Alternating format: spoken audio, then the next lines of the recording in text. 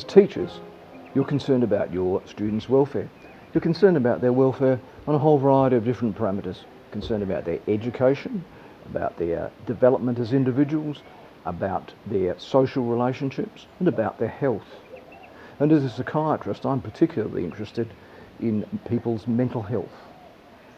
So I want to talk to you as concerned teachers about the mental health of your students. And I want to do that by considering three different levels. The first one is mental health problems are common. The second point is think about mental health problems whenever you see problematic behaviour in any of your children. And the third thing is I want to talk to you about referral. Finally, I want to discuss something about teachers' mental health, in particular, burnout.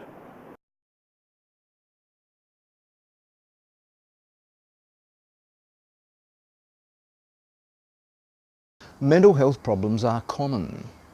Nearly 500,000 school-going children have got a mental health problem. That equates to about 15% of the school population. That's an enormous figure. Now, what's it made up of?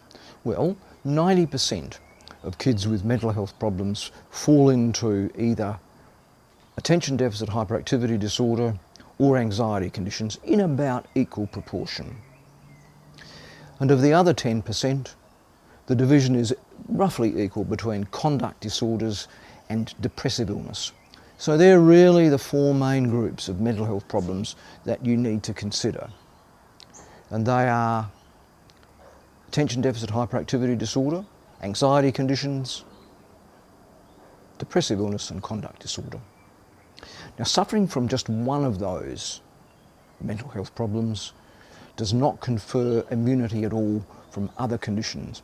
And indeed, the incidence of comorbidity in mental health problems in children is across the board about 30%. And where the condition, the individual condition, is severe, then the incidence of comorbidity is much higher. So if, for example, you have a child with a conduct disorder, then the incidence of comorbidity is around 70%. There are considerations about families from which children come, which predict the development of mental health problems. And they're worth knowing and they're worth thinking about when you see some problematic behaviour.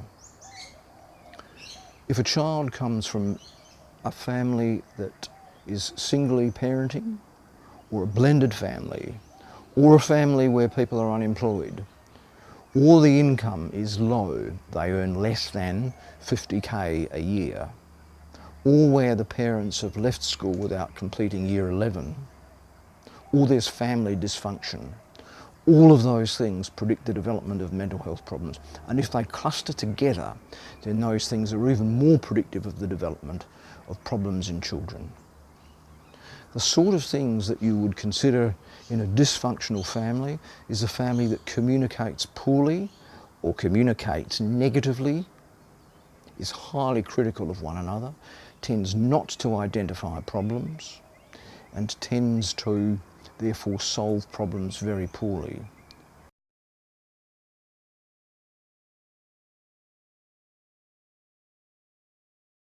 The second point I want to talk to is consider mental health problems when you see anything in one of your students that's problematic. If you do not think about it, you do not consider it, you will miss the diagnosis altogether. And if you miss the diagnosis altogether, you need to be aware that mental health problems set a ceiling often and at the very least will compromise student functioning. So if you don't recognise it and you don't refer them on, then the child's functioning, possibly long term, will be compromised. Now, what do these problems look like in students for teachers? Well, attention deficit hyperactivity disorder will look like a child who's inattentive, who has poor concentration, and who tends to go from one task to the other without completing it. It may or may not be associated with hyperactivity, and hyperactivity is essentially a motor phenomenon. So the child will be fidgety, they'll move around, they won't sit still, they'll run around excessively. If you see those things, you need to consider the possibility of attention deficit hyperactivity disorder. Anxiety conditions in children will look like a child who is tense and unable to relax. The child, because of their anxiety, might look jittery, they might remove themselves from social contacts. They might even stay at home because they've developed a social phobia and be unable to enter a classroom or interact with other people. So if you see those sorts of behaviours, then you need to consider the possibility of an anxiety condition. Conduct disorders are essentially about the violation of the rights of other people. So the child will obstruct, they might even be combative with other people. They'll be negative, they'll refuse to do things, they'll sabotage activities. And so if you see a child with those behaviours, think about the possibility of a conduct disorder. A depressive illness is essentially the loss of interest in pleasure in activities that were previously engaged in. So if a child changes and seems to be disengaged from schoolwork, their academic performance starts to fall. They're disengaged with special interest groups or with sport. They tend to become isolated and not interact with their peers. They have negative themes to their conversations. They look sad, they might cry. They might even talk about life not worth living. If you see those features, then you need to consider the possibility of a depressive illness. But I cannot stress enough, consider the possibility of mental health problems because they're common in any child in your class who has problematic behaviour. I'd even go further than that and say that I think you need to consider as almost a mandated responsibility, if you see problematic behaviour, get an assessment done.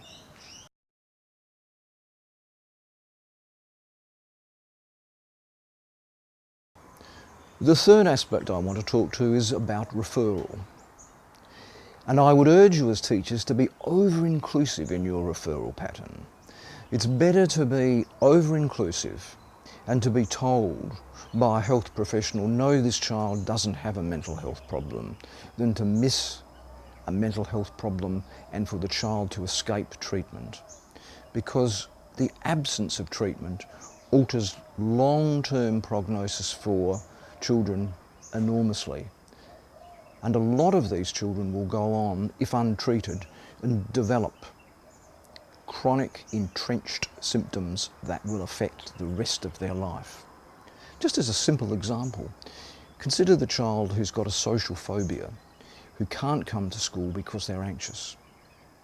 Now what will happen in an untreated situation is that the child's performance at school will deteriorate, it will be a negative feedback loop, they'll be less likely to want to come to school, they'll be crippled by their anxiety, they'll stay at home, they'll drop out of school, and of course their outlook as a social individual is grossly impaired in that scenario.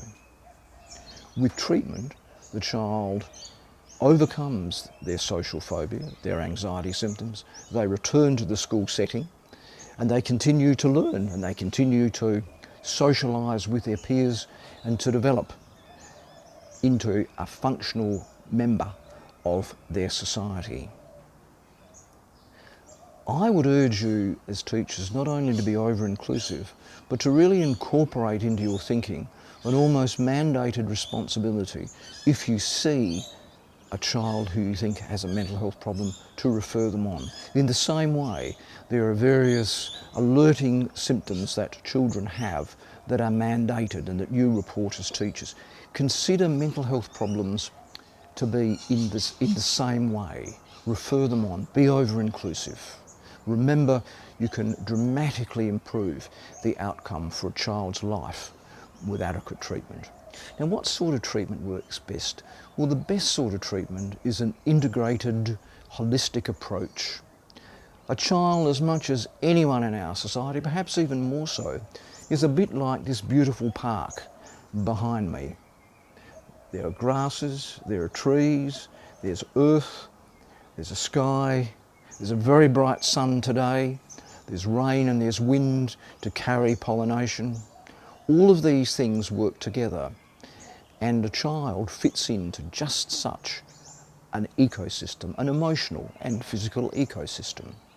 So they're little individuals in their own right, but they belong to a family, and they belong to a school community, and they have a friendship network, and they belong to sports groups or special interest groups.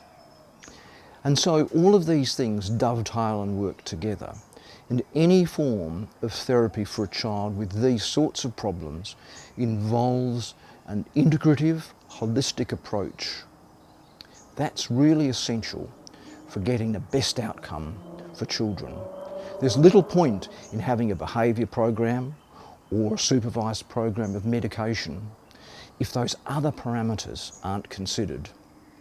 So things like diet and exercise are also fundamentally important in their overall treatment. Because if a child, for example, is morbidly obese, and over 50% of Australian school kids are now overweight, but if they're morbidly obese, they're far more likely to have impaired confidence and self-esteem. They're less likely to want to interact with their peers. They're even less likely to come to school. So those sorts of holistic considerations are really essential in optimal treatment for children.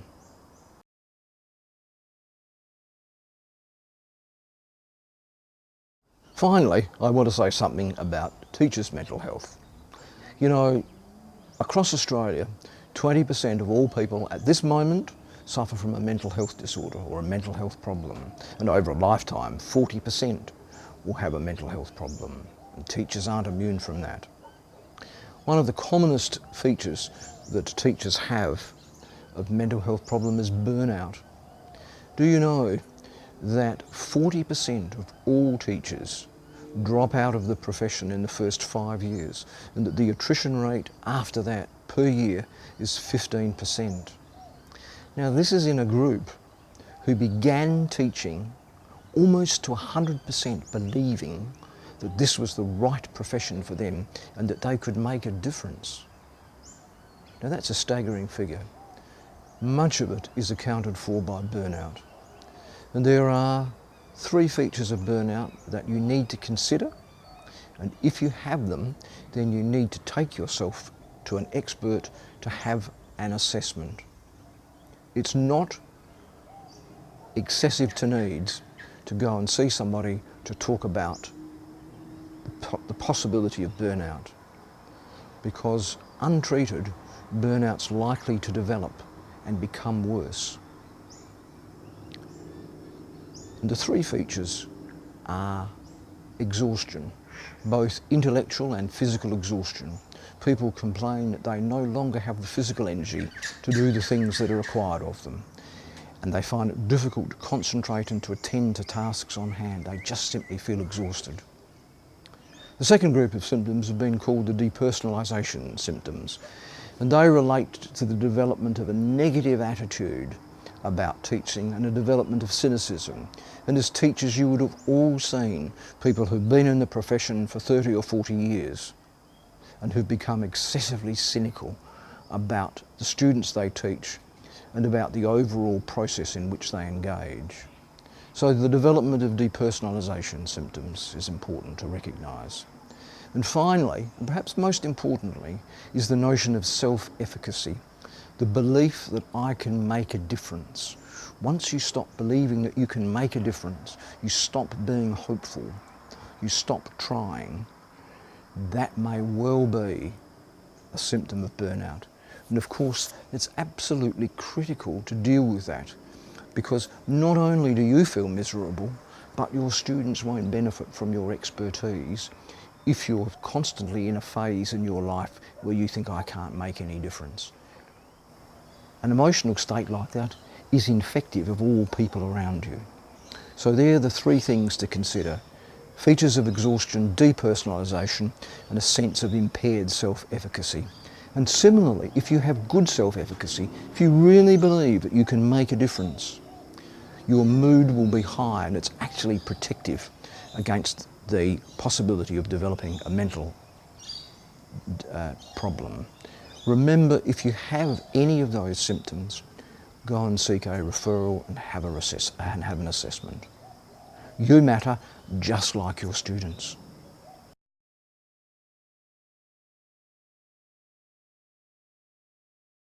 So in summary, there are 3 key points. Mental health problems are common.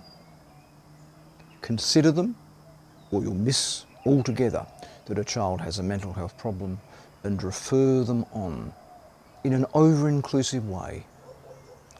And the final thing is, as teachers, your mental health also matters greatly, and burnout is a very real feature of the teaching profession. Keep an eye on your own sense of well-being, and if you're concerned, or if someone that you know well says to you, you're not the person you were, or you seem to be struggling, at the very least, seek a referral, have an assessment.